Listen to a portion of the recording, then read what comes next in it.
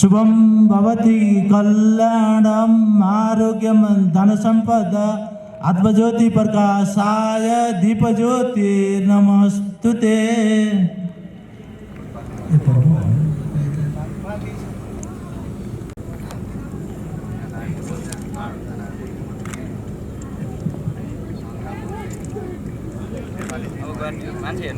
ओम शुभम भवतु कल्याणम आरोग्यम सुख संपदः आत्मबुद्धि प्रकाशाय दीप ज्योतिर्नमोस्तुते। ओम हिमालयन समर्पण ध्यानको प्रचार प्रसार सर्वप्रथम पर्वतमालाहरूमा साना साना शिविरहरूमा रूपमा सुरु भयो र अहिले विश्वका 72 बढी देशहरूमा निःशुल्क रूपमा सञ्चालनमा आइरहेको छ।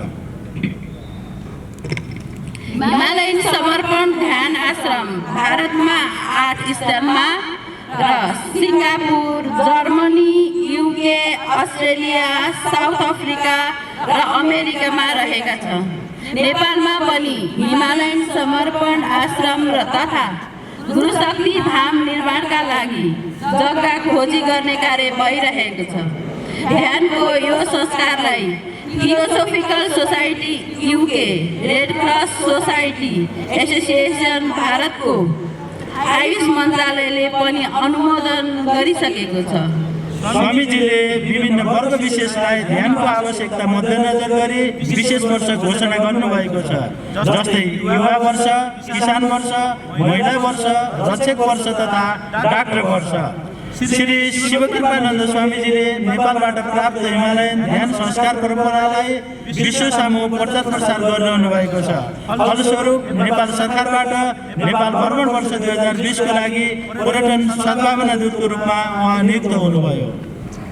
त्यसैले हामी सबैको लागि यो कार्यक्रम एक खास, अद्वितीय, अनमोल तथा दुर्लभ अवसर हो, किनकि एउटा हिमालय सन्त सिद्ध महायोगीको उपस्थितिमा ध्यान गर्ने हामीलाई अवसर प्राप्त भएको छ। दोपहर के लिए पूछ गए, तुम्हें काठमांडू आए ही नहीं। मैंने कंडक्टर को पूछा, तू तो बोल रहा था 10 बजे पहुंचेंगे, मुझे दिन के थोड़ी रात के 10 बजे पहुंचेंगे।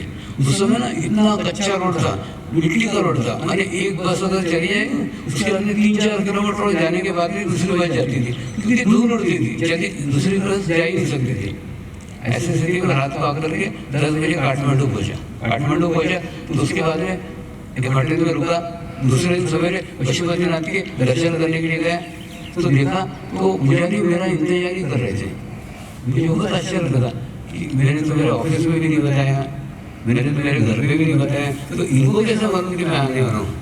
उन्होंने कहा एक गाँव से एक नेपाली वृद्ध सज्जन आकर के बाहर बैठे हुए हैं और वो आपका 3 दिन से इंतजार कर रहे हैं। मेरे को ना सब एकदम रहस्यमय लगने गया, कौन सा गाँव और कौन से बाबा जी, कौन नेपाली वृद्ध, कुछ भी नहीं। लेकिन मेरा दिल वो रुद्राभिषेक में नहीं लगा। मैं जाके उनको मिला तो उन्होंने कहा मैं शिवू नाम के गाँव से आया हूँ, और उसके बाद में हमारे गाँव में पीछे की ओर पहाड़ पे एक गुफा है, उस गुफा में एक बाबा रहते हैं। उन बाबा का क्या नाम है हमको पता नहीं, लेकिन हम उनको शिव का अवतार समझते हैं, हम उनको शिव बाबा बोलते हैं। तो वो जब प्रकट हुए थे ना, तब वहाँ पे उत्सव का अवतार हो जाता है हमारे गाँव में, तो उन्होंने आपको लेने के लिए मुझे भेजा है। सारा वातावरण रहस्यमय लगने लग गया, कौन सा शिव गाँव, कौन से शिव बाबा। और उसके बाद में लेकिन ना उनके शब्दों में इतनी शक्ति रहती थी कि मैं उनके साथ हो लिया। उसके बाद में हमने बस से प्रवास किया, पैदल प्रवास किया, और पैदल प्रवास करके फिर जाकर के उनके गांव में पहुँचे। और गांव में पहुँचने के बाद में उन्होंने मुझे एक मंदिर में रुका दिया, बाहर एक शिव मंदिर था, उसमें रुकाया। दूसरे दिन सवेरे मुझे लेकर के उस पहाड़ी पे गए, वो ऊपर लेके गए। ऊपर ले जाने के बाद में एक पत्थर में बैठा दिया, यहाँ पे बैठो, यहाँ पे वो आएंगे। देखा तो सामने एक गुफा थी, छोटी सी गुफा थी, और उस गुफा के अंदर से एक वृद्ध सज्जन शाम के समय बिल्कुल धीरे धीरे बाहर निकल रहे थे। तो जैसे ही मेरे पास में आए ना, एकदम मुझे याद आया ये वही है जो मेरे ध्यान में बार बार आते हैं। तो जैसे ही मैंने उनको साष्टांग दंडवत किया ना, उन्होंने उठा के मुझे गले लगा दिया। वो बोले पिछले 40 साल से मैं तेरा यहाँ पे इंतजार कर रहा हूँ। मुझे बहुत रहस्य में लगा। और उसके बाद में वो मुझे गुफा के अंदर लेके गए। दूसरे दिन मेरे ऊपर पानी छीटा और सर के ऊपर हाथ रखा। जैसे सर के ऊपर हाथ रखा ना, तो पूरा एक विद्युत करंट से पूरे बॉडी में फैल गया और उसके बाद में 3 दिन समाधि रख गई। जैसे 3 दिन बाद उठा ना तो मुस्कुरा रहे थे, और वो परमात्मा नहीं थे। मेरे शरीर के 2 हाथ के 2 पैर के मनुष्य थे, लेकिन मैंने उन्हीं को परमात्मा मान लिया। क्यों? क्योंकि उस दिन जाना कि परमात्मा यानी विश्व चेतना शक्ति, पूरे विश्व में फैली विश्व चेतना शक्ति यानी परमात्मा। लेकिन उस विश्व चेतना शक्ति ने मुझ तक पहुँचने के लिए जो माध्यम अपनाया, वो माध्यम ही मेरे लिए परमात्मा हो गया। ये कैसा हो गया मैं आपको बताता हूँ। जैसे समझ लो आपके पोखरा में खूब दूर से पाइप लाइन लाई जा रही है, वो नदी की पाइप लाइन वहाँ पे 20 फीट की है, वहाँ आप हाथ लगाओगे ठंडा ठंडा लगेगा, कान लगाओगे पानी जा रहा है ऐसा सुनाएगा। बाद में वो पाइप लाइन 20 फीट की, 10 फीट की, 5 फीट की, 2 फीट की, 1 फीट की होगी। लेकिन अनुभव है कि 1 फीट के इसको भी हाथ लगाओगे ठंडा ठंडा लगेगा, कान लगाओगे तो पानी जा रहा है दिखेगा। पानी पीने को नहीं मिलेगा। पानी पीने को कहाँ मिलेगा? जो आपके घर में छोटी सी टेप है ना, छोटा सा नल है, उसमें पानी पीने को मिलेगा। तो आपके काम के वो 20 फीट के काम के पाइप नहीं है, 10 फीट के काम के नहीं, आपका काम का छोटा सा नल है। बिल्कुल ठीक है, सही होगी विश्व चेतना, विश्व में फैली हुई होगा परमात्मा। लेकिन मेरे क्या काम का? मेरे को तो वो जिस माध्यम से मिला उस माध्यम पे पूरी एकाग्रता करके और उसके बाद में उन्हीं को समर्पित होकर उन्हीं को परमात्मा मान करके जीवन में सारी आध्यात्मिक प्रगति की है।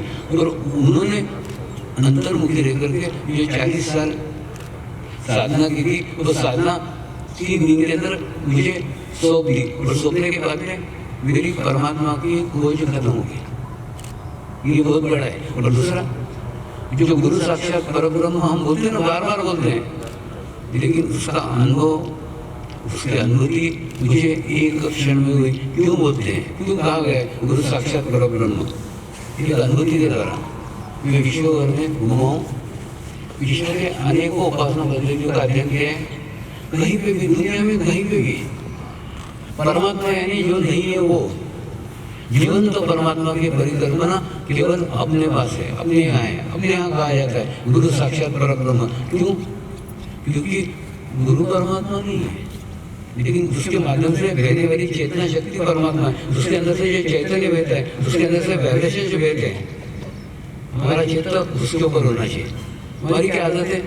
जैसे नल आया हम बोलते नल आता है, नल आता है कि कभी नहीं आता। नल को जो पानी आता है तो हम बोलते नल आया। हम ना भौतिक चीज को पकड़ते हैं, यानी जिसको स्पर्श करके देख सकते हैं, जिसको आवाज करके सुन सकते हैं, उसको हम पकड़ते हैं, लेकिन उसके भीतर के तत्वों को नहीं पकड़ते। उसी प्रकार से गुरु भी मुझे अनुभव है कि गुरु सुनने की चीज नहीं है, एक दूसरा गुरु देखने की भी चीज नहीं है, दूसरा गुरु पढ़ने की भी चीज नहीं है। तो गुरु क्या है? गुरु अनुभव करने की चीज, अनुभूति करने की चीज। जब भी गुरु सानिध्य में बैठो तो अपने अंतर्मुखी हो जाओ, आंखें बंद कर लो। आंखें बंद कर, आंखें खुली रहेगी तो क्या होगा? तो दिखेगा गुरु घर से कपड़े पहन के आया है, गुरु गंजा है, गाड़ी वाला है, ये सब दिखेगा। ये मत देखो, आप अपने अंतर्मुखी, अपने अंदर की आत्मा की तरफ देखो, तो आपको महसूस क्या होगा? आपको महसूस होगा इस शरीर में कौन सी आत्मा है, जिस आत्मा के साथ आज दुनिया भर की लाखों आत्माएं जुड़ी हुई है, लाखों आत्माओं के साथ ये आत्मा जुड़ी हुई है, ये आपको अनुभव होगा। तो कहने का अर्थ गुरु साक्षात परब्रह्म क्यों कहते हैं? इसका अनुभव है। और दूसरा ये जो अनुभव मेरे को आया, ये जो अनुभूति मेरे को जो आई, ये आपको भी आती है। कैसे आती है मैं थोड़ा अनुभव करके आपको बताता हूँ, उदाहरण से समझाता हूँ। मैंने किताब तो जीवन में कुछ पढ़ी नहीं, जो कुछ है ना मेरा अनुभव अनुभव अनुभव। आप देखा जाए खूब प्रसिद्ध मंदिर में जाते हैं, हाँ, मंदिर में खूब लंबी 6 घंटे लंबी लाइन लगाते हैं, और 6 घंटे लाइन लगाने के बाद में फिर कहीं जा करके आपको उस देवता के दर्शन होते हैं। जब दर्शन होते हैं तो कुछ मिनट नहीं, कुछ सेकंड्स आपके दर्शन होते हैं। फिर पुजारी बोलता है आगे खसको, आगे खसको, आगे खसको, और आपको आगे खसका देता है। लेकिन उसके बाद में आप घर आ जाते हो। घर आने के बाद में 8 दिन बाद, 10 दिन बाद आपके सहेली ने, आपके मित्र ने, किसी ने बोला चलता है कि फिर से दर्शन को, आप तैयार हो जाते हो। आप मनुष्य हो, बुद्धि है, बुद्धि से थोड़ा सोचो ना। ऐसी जगह कभी जाओगे क्या जहाँ 6-6 घंटे लाइन लगाना पड़ता है? ऐसी जगह कभी जाओगे क्या जहाँ पे आपको 1 मिनट में भगा दिया जाता है? कभी नहीं जाओगे। लेकिन वहाँ पे जाते हो, क्यों? उस एक क्षण में आपको आत्मा अनुभूति होती है, एक क्षण में आत्मा आनंद मिलता है, एक क्षण में आपको आत्मा सुख मिलता है। उस एक क्षण के लिए आप 6 घंटे की लाइन लगाते हैं। ये अनुभूति है, ये अनुभव है। ये अनुभव कौन करता है? आत्मा। यानी शरीर के स्तर के ऊपर ये कभी प्राप्त नहीं हो सकता। तो ये क्या अनुभूति हुई? वो मंदिर के कारण हुई? नहीं। उस मूर्ति के कारण हुई? नहीं। इसके ऊपर भी मैंने अनुसंधान किया है। किसी संत ने, किसी महात्मा ने सालों तक तपस्या करके एक अंतर्मुखी स्थिति प्राप्त की है। और अंतर्मुखी स्थिति जब मूर्ति की प्राण प्रतिष्ठा करी ना, तब उस प्राण प्रतिष्ठा करते हुए मूर्ति में डाल दी। और डालने के बाद में ये संकल्प किया, संकल्प बहुत महत्वपूर्ण है। ये संकल्प किया कि जो भी व्यक्ति इस मूर्ति का दर्शन करेगा ना, उसको अंतर्मुखी हो जाए। तो जैसे ही आप उस मूर्ति का दर्शन करते हैं, आप अंतर्मुखी हो जाते हैं। और अंतर्मुखी होने के बाद में परमात्मा बाहर नहीं है, परमेश्वर आपके भीतर है, परमात्मा आपके अंदर है। और आपके अंदर के परमात्मा के आपको अनुभव हो जाता है। ये घटना कैसी है? ये घटना ठीक ऐसी है कि जैसे आप मिरर के अंदर, आईने के अंदर आपका चेहरा देखते हैं ना, तो आईने में आपका चेहरा नजर आता है। ये चेहरा पीला है कि सवेरे दिखता है। ठीक ऐसे ही मूर्ति ने आईने का काम किया। जैसे आप मूर्ति के सामने गए, आप अंतर्मुखी हो गए। और अंतर्मुखी होने वाले आपको आपका अंदर का परमात्मा मिल गया। यानी परमात्मा देखने की चीज नहीं है। देखते हम आँख से, मूर्ति देखना माध्यम है, लेकिन फिर पहुँचते अंदर तक। तो शरीर एक माध्यम है, जिस माध्यम से हम अनुभूति को ग्रहण करते हैं। लेकिन परमात्मा एक अनुभूति है। उस अनुभूति के आधार पर हम परमात्मा का अनुभव कर सकते हैं। वो अभी कोरोना काल आया था, तो मंदिर, मस्जिद, गुरुद्वारे सब बंद थे। लेकिन साधकों को कुछ फर्क नहीं पड़ा। साधकों ने क्या? परमात्मा को अपने भीतर अनुभव किया, अपने अंदर अनुभव किया। तो उसके कारण बाहर जाने की उनकी आवश्यकता ही नहीं है। आप भी ये अनुभव आज इस शिविर में करने वाले। आप परमात्मा आपके भीतर है, आपके अंदर है। दूसरा, ये कोई मैं नई बात कहने नहीं आया हूँ, कोई नई बुढ़िया नहीं छोड़ रहा हूँ। एक्चुअली क्या है, संत कबीर ने भी कहा है ना, मुझको कहाँ ढूंढ ले रे बंदे, मैं तेरे पास हूँ। तेरे पास हूँ मतलब था अपने पास है, अपने भीतर है, परमात्मा भीतर है। शिरडी के साईं बाबा ने कहा, अरे परमात्मा को खोजने कहाँ जा रहे हो? खोजने उससे जाया जाता है जो गुम हो गया है। परमात्मा तो इतना आपके भीतर है। ऐसे करके उन्होंने संकेत दिया। यानी जिन लोगों ने ये अनुभव किया ना, जिन लोगों ने अनुभूति की, उन्होंने महसूस किया कि परमेश्वर बाहर नहीं, परमेश्वर अपने अंदर है। बशर्ते अंदर ले जाने वाला कोई चाहिए। होता क्या, जैसे हम पैदा होते हैं ना, पैदा होते और नर्स को देखते हैं, फिर डॉक्टर को देखते हैं, फिर माँ को देखते हैं, फिर बाप को देखते हैं, देखते देखते देखते इस दुनिया से चले जाते हैं।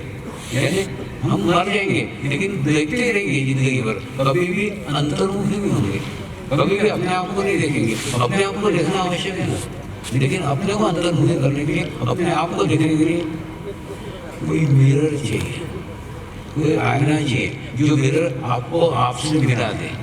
तो वो मिरर, वो आईना गुरु है। जैसे गुरु के सानिध्य में जाएंगे, दुनिया में एकमात्र गुरु एक ऐसा आईना है, गुरु एक ऐसा माध्यम है जो आपको आपसे मिलाएगा। बाकी सारी दुनिया आपको बाहर की इन्फॉर्मेशन देगी, बाहर की जानकारी देगी। कभी भी कोई भी आपको आपके अंदर की जानकारी नहीं देगा, कोई भी आपको अपने भीतर की जानकारी देगा, कोई भी आपको अंतर्मुखी नहीं करेगा। अंतर्मुखी करने के लिए वो खुद अंतर्मुखी होना चाहिए ना। जब तक मिरर नहीं होगा तब तक हम अंतर्मुखी नहीं हो सकते। उसी प्रकार से जब तक वो अंतर्मुखी माध्यम आपके जीवन में नहीं आता, तब तक आप अंतर्मुखी नहीं हो सकते। और अंतर्मुखी होने के बाद में आपकी भी परमात्मा की खोज खत्म हो जाएगी। क्योंकि होता क्या है, 50 साल तक परमेश्वर बाहर है, परमात्मा बाहर है, ये सोच करके हम बड़े हुए। और फिर अचानक बोलो परमात्मा अंदर है, तो एकदम ये धारणा टूटती नहीं है ना। धारणा को ही टूटने के लिए धीरे धीरे धीरे धीरे टाइम लगता है। होता है ना कि होता है, अनुभव होता है, लेकिन उसमें खूब समय लगता है। इसलिए आवश्यकता है कि आप अंतर्मुखी हो। अंतर्मुखी होने वाले आपको आपकी अनुभूति होगी। परमेश्वर बाहर नहीं है, परमेश्वर आपके अंदर है। दूसरा, हम सोचते हैं ना परमात्मा का एक अंश हमारे भीतर है। नहीं रे बाबा, परमात्मा का अंश नहीं, परमात्मा साक्षात तुम्हारे भीतर है। कैसे मैं आपको बताता हूँ। जैसे समझ लो गंगा नदी का पानी है। गंगा नदी का पानी जितना पवित्र है, जितना शुद्ध है, उसके जो गुण है वो पवित्र गंगा नदी के पानी के भी है। और अगर आप उसको बॉटल में भर के लाओ ना तो बॉटल के पानी के भी उतने ही गुण है। उसके बाद में आप लोटे में भर के लाओ तो लोटे के पानी के भी उतने ही गुण है, उतना ही पवित्र है, उतना ही शुद्ध है। तो लोटे का पानी पूरी शीशी गुरु का पानी, उसके बाद में शीशी के अंदर लेके आया हुआ पानी, बॉटल के अंदर आया हुआ पानी यानी स्त्री, यानी स्त्री और पुरुष में कोई भेदभाव नहीं, सबके भीतर वही परमात्मा है, वही परमेश्वर है। लेकिन हुआ कि हमारे संस्कार बहुत बुरे हैं और संस्कार के कारण खूब सारी तकलीफें निर्माण हुई। वो संस्कार जैसे जैसे आप अंतर्मुखी होते हैं ना वो टूटते हैं। अब जितने भी गुरु हिमालय में गए ना सब गुरु इसी पशुपतिनाथ के दर्शन करके गए और उसके बाद में एक गलत धारणा लेके गए। धारणा ये कि इस मार्ग में आध्यात्मिक मार्ग में प्रगति करने में स्त्री बाधक है, ये मार्ग लेके गए। जिसे हम देखो ना जैसे हिमालय के अंदर जाते हैं ना, हिमालय के अंदर प्रत्येक ऋषि मुनि ने अपना एरिया बना के रखा है। मेरा ये पहाड़ है और पहाड़ पे उनका हवामंडल है, पहाड़ के ऊपर उनका हो रहा है और उस ओरा में कोई भी स्त्री नहीं, मेरे ओरा में कोई स्त्री नहीं आना चाहिए, ऐसा सोच करके वो बैठे। तो कोई भी स्त्री बेचारी अंदर जाएगी कैसा? मैं 15 साल हिमालय में रहा हूँ लेकिन एक भी स्त्री नहीं है, एक भी स्त्री हिमालय के अंदर नहीं। क्यों? कारण एक ही है, सबकी एक ही सोच है, सबकी एक ही धारणा है, क्योंकि ये समाज की धारणा है। तो समाज के इसी समाज में से निकले ना, वो आकाश से तो टपके वहाँ, तो समाज की जो धारणा है वो लेकर के गए, तो स्त्री बाधक है मान के गए, बाधक है ऐसा। वास्तव में यही धारणा मेरे गुरु भी लेके गए थे। लेकिन जब उन्होंने समाज में भेजा ना तो उन्होंने कहा मेरे जीवन में जो गलती करी वो गलती तू तेरे जीवन में मत करना। एक स्थिति है, एक आध्यात्मिक स्थिति है, उस आध्यात्मिक स्थिति तक जैसे हम पहुँचते हैं पहुँचने के बाद में हमको महसूस होता है स्त्री और पुरुष में कोई अंतर नहीं है, दोनों बराबर आध्यात्मिक प्रगति कर सकते हैं, दोनों आध्यात्मिक प्रोग्रेस कर सकते हैं। लेकिन जो गलती मैंने की तू मत करना, तू बराबर स्त्रियों का सम्मान देना। हमारे यहाँ दुनिया के प्रत्येक देश में सारे सेंटर में स्त्री को प्रमुख स्थान है। यहाँ तक हमारे ट्रस्टी मैनेजिंग ट्रस्टी भी एक स्त्री है, सर्वोच्च स्थान के ऊपर भी स्त्री है। बड़ा स्त्रियों के कारण ये ध्यान का प्रचार प्रसार 72 राष्ट्रों के अंदर फैला है, उसके अंदर स्त्रियों का महत्वपूर्ण योगदान है। तो दूसरा ये जो अपनी अंतर स्थिति है ना, ये एक स्त्री है, तो स्त्री की साधना करते समय, स्त्री का सहारा लेते समय स्त्री को छोड़ करके तो चला ही नहीं जा सकता। आवश्यकता है कि अंतर्मुखी होने की, अंतर्मुखी होने वाले ये सारी धारणाएं आपकी टूट जाएगी, ये टूट जाएगी। स्त्री गलत बाधक है ये भी धारणा है, ये गलत धारणा है, टूट जाएगी। तो कहने का अर्थ जैसे जैसे आप इस मार्ग में आगे बढ़ोगे ना जैसे जैसे आपकी प्रगति होती जाएगी। एक दूसरा कुछ विषय है जिन विषयों को समझना प्रगति के लिए अत्यंत आवश्यक है। वो आवश्यक है पहला यानी परमात्मा। आध्यात्मिक जीवन की शुरुआत परमात्मा शब्द से होती है और आध्यात्मिक जीवन का अंत परमात्मा मिल जाने पे होता है। यानी परमात्मा शब्द के आगे और परमात्मा शब्द के पीछे आध्यात्मिक स्थिति है, उस बस बाकी कुछ नहीं। और जैसे आप परमात्मा की प्राप्ति हो जाती है तो आपका आध्यात्मिक स्थिति पूर्ण हो जाती है। परमात्मा यानी क्या? परमात्मा हम समझ रहे हैं रूप, रूप परमात्मा नहीं, परमात्मा का कोई रूप ही नहीं है। होगा ना जैसे आज हम ध्यान करेंगे ना, ध्यान करते करते करते सपोज कोई आप में से कोई अच्छा ध्यान करने वाला, अच्छी पवित्र आत्मा, कोई शुद्ध आत्मा हो तो यहाँ आज्ञा चक्र तक पहुँच जाएगी और आज्ञा चक्र तक पहुँचने के बाद में उनको परमात्मा का साक्षात दर्शन हो जाएगा। लेकिन दर्शन किसको होगा? जैसे एक राम भक्त है, राम भक्त को राम के दर्शन हो जाएंगे, कृष्ण भक्त को कृष्ण के दर्शन हो जाएंगे। क्यों? क्योंकि उसने जीवन भर राम है भगवान, राम है भगवान, राम है भगवान मान के रखा हुआ है। तो क्या होता है जैसे ही उसको देखने की शक्ति प्राप्त रहती है, आगे चक्र क्लियर हो जाता है, ऑटोमेटिकली उसको उस देवता के दर्शन होते हैं जो उसने मान के रखे हुए। तो कहने का ये कौन सी घटना है? ये घटना ऐसी है जैसे फ्रिज के अंदर आपने कैचअप रखा हुआ है, तो जैसे फ्रिज खोलोगे कैचअप दिखेगा। फ्रिज के अंदर ब्रेड रखी हुई है तो फ्रिज खोलोगे ब्रेड लगेगी। यानी तुमने जो अंदर परमात्मा का रूप बना कर रखा है ना वही रूप तुमको दिखेगा। किसी राम भक्त को कृष्ण के दर्शन नहीं होंगे, किसी कृष्ण भक्त को राम के दर्शन नहीं होंगे। यानी आपको परमात्मा का वही रूप दिखेगा जो रूप आपने बनाया हुआ है। परमात्मा का कोई भी रूप नहीं है। देखिए जैसे एक मिट्टी का ढेर है, उस मिट्टी के ढेर से एक ने राम की प्रतिमा बनाई, एक ने कृष्ण की बनाई, एक ने बुद्ध की बनाई, एक ने जीसस की बनाई। उसके बाद में सारी प्रतिमा मिट्टी में डाल दी तो मिट्टी हो गई। जिस प्रकार से मिट्टी से हम हाथ से प्रतिमा का निर्माण करते हैं ना, बिल्कुल ठीक उसी प्रकार से चित्त से हम परमात्मा का निर्माण करते हैं। परमात्मा यानी राम, परमात्मा यानी कृष्ण, परमात्मा यानी हनुमान, यानी हम निर्माण करते हैं, ये परमेश्वर यानी। तो फिर जब आज्ञा चक्र हमारा विकसित होता है, हमको उस देवता के दर्शन होते हैं। तो ये देवता के दर्शन होना, कोई लोग गुरु को भगवान मानते हैं, तो उस गुरु के दर्शन होना, ऐसी घटनाएं आज आपको अनुभव आएगी। लेकिन वहाँ पे अटक मत जाना।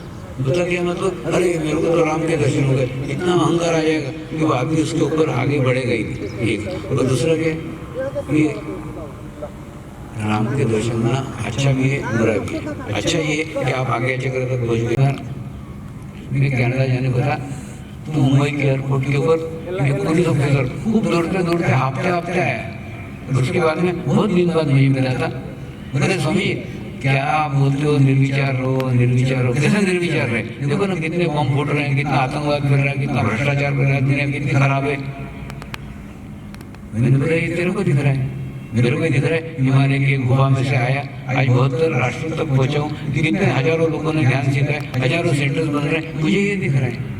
यानी तुमको ये दिख रहा है, मुझे ये दिख रहा है, वो दोनों ही हो रहा है।